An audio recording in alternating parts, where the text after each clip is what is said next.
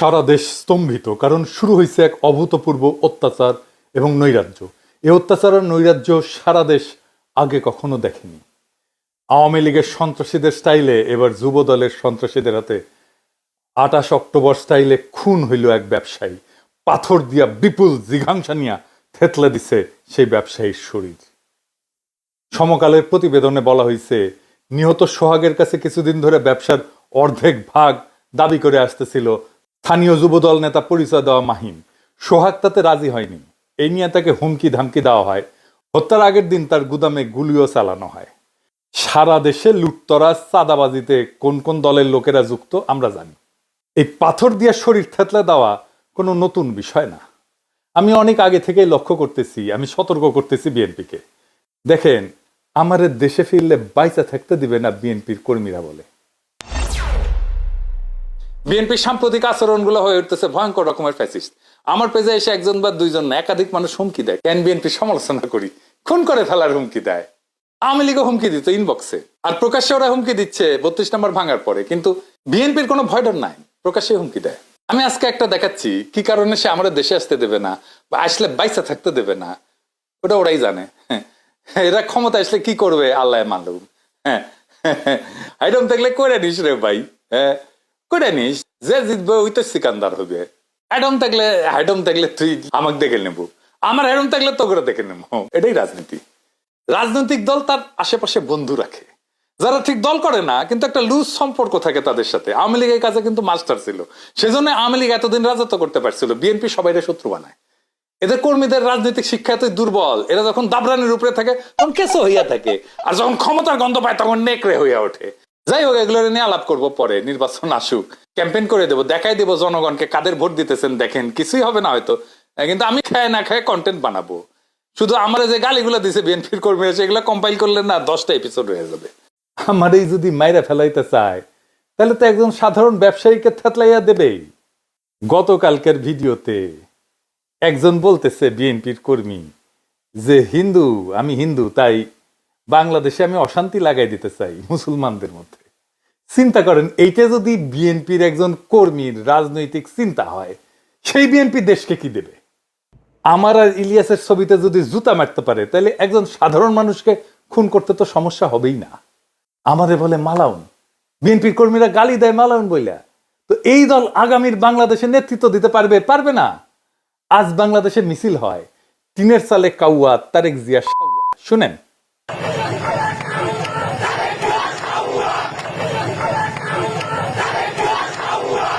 এর দায় কার? চান্দাবাজদের নাকি বিএনপির অনলাইন ইনফ্লুয়েন্সারদের? আসেন সেটা একটু বুঝে দেখি। এর দায় ক্যাটাগরিক্যালি কয়েকজনের।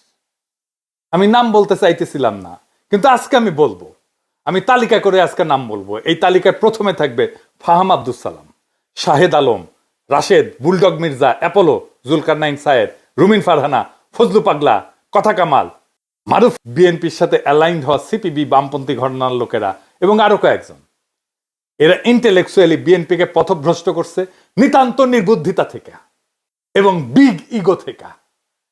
এরা বিএনপির কর্মীদেরকে উস্কাইছে, যারা বিএনপির শত্রু না তাদের বিরুদ্ধে। বিএনপির ভ্রান্ত ন্যারেটিভ তৈরি করছে এরাই।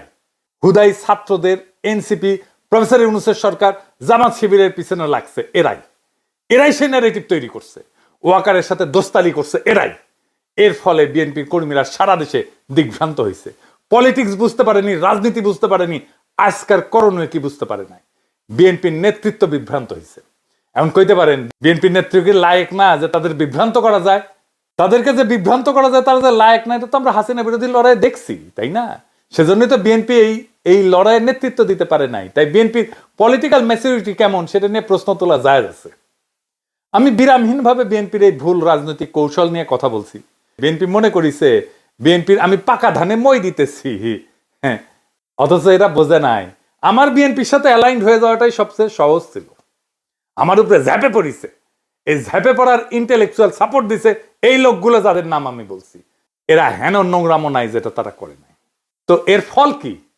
ফল তো একটাই, পিনাকির বালটাও ফেলতে পারে নাই। আর বাংলাদেশের রাস্তায় স্লোগান ওঠে, টিনের সালে কাউয়া, তারেক রহমান। আবার শুনেন,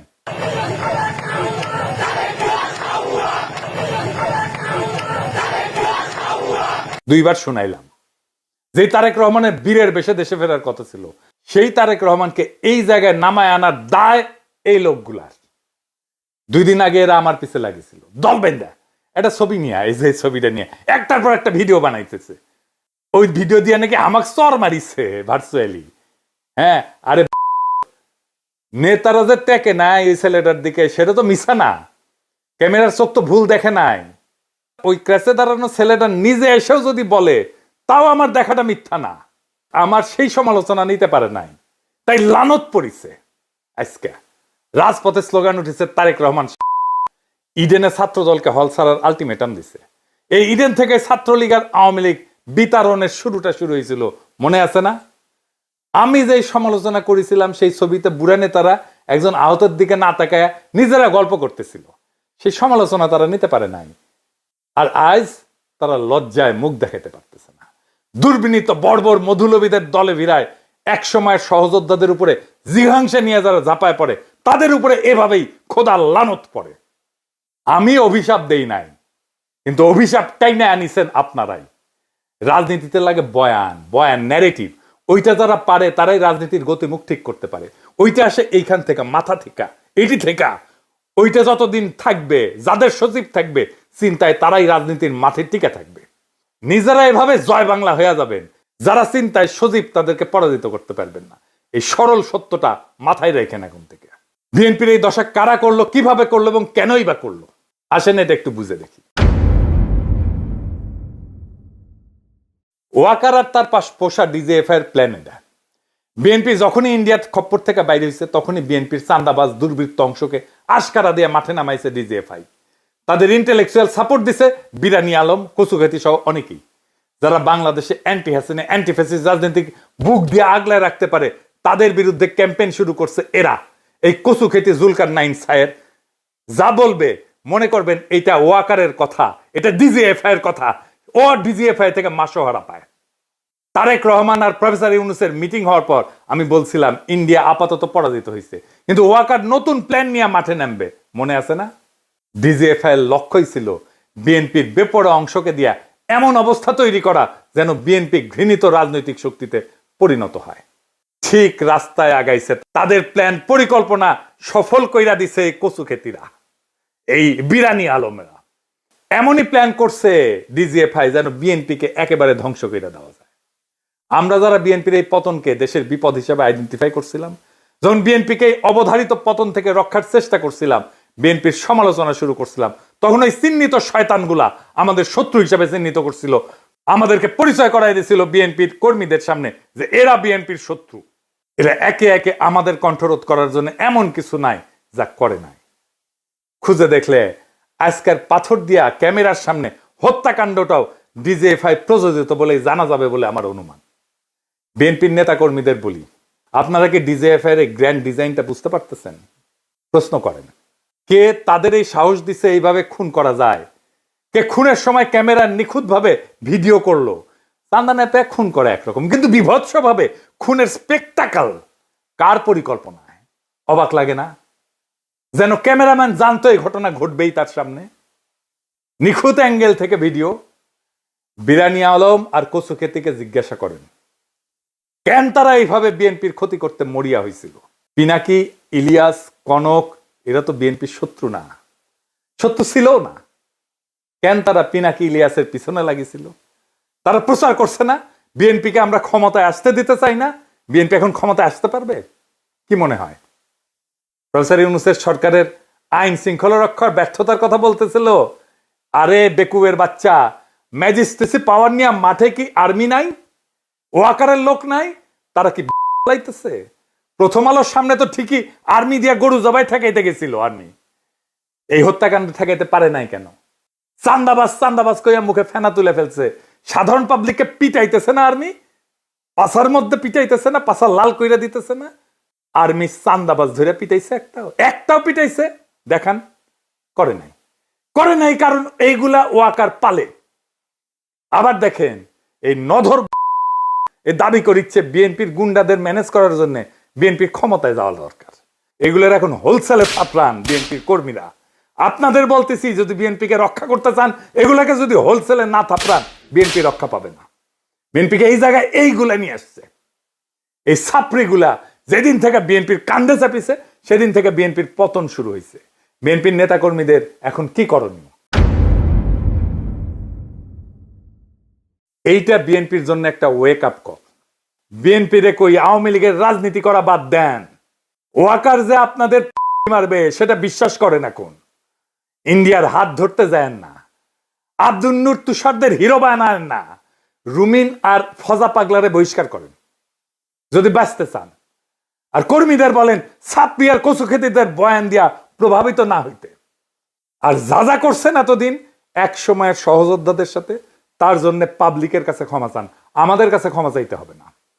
এনসিপি আর জামাত শিবিরের পিছে লাগা বন্ধ করেন, প্রফেসর ইউনূসের সরকারের পিছে লাগা বন্ধ করেন। এখনো টাইম আছে, আপনাদের ফিরে আসার সম্ভাবনা আছে।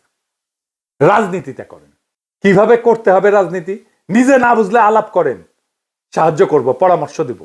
2 সপ্তাহের মধ্যে পরিস্থিতি ঘুরে দেওয়া যাবে যদি কথা শুনেন আমাদের। আমার কথা শুনলে যে ফায়দা আছে তার প্রমাণ হইতেছে পিনাকিরে তো হুতাই দিতে চাইছিল আপনার দলের চাপড়িরাই। ও আকার আর কচু খেতিদের সাথে মিলা পারছে, পারে নাই। তাই কইতেছি, সিচুয়েশন কেমনে পাল্টাইতে হয় সেটার জন্য গুরু না মানেন, পরামর্শ নিলে ক্ষতি নাই। আর জামাত শিবির এনসিপি কে বলি, চান্দাবাজদের বিরুদ্ধে কথা বলেন, অসুবিধা নাই, কিন্তু বিএনপিকে দল হিসেবে, তারেক রহমানকে রাজনৈতিক নেতা হিসেবে আক্রমণ করেন না। এতে দেশের উপকার হবে না।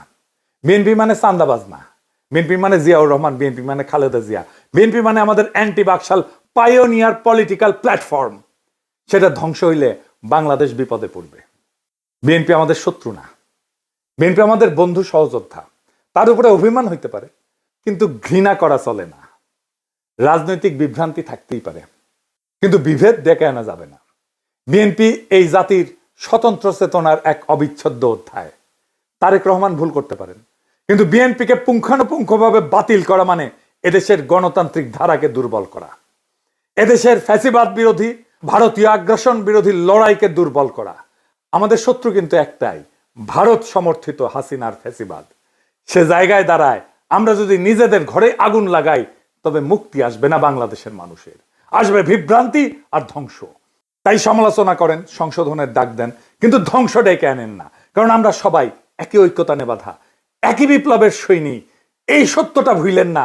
এই সত্য ভুললে বিপ্লবকে রক্ষা করতে পারবেন না। বিপ্লবকে রক্ষা করাই আমাদের প্রথম কর্তব্য। ইনকিলাব জিন্দাবাদ।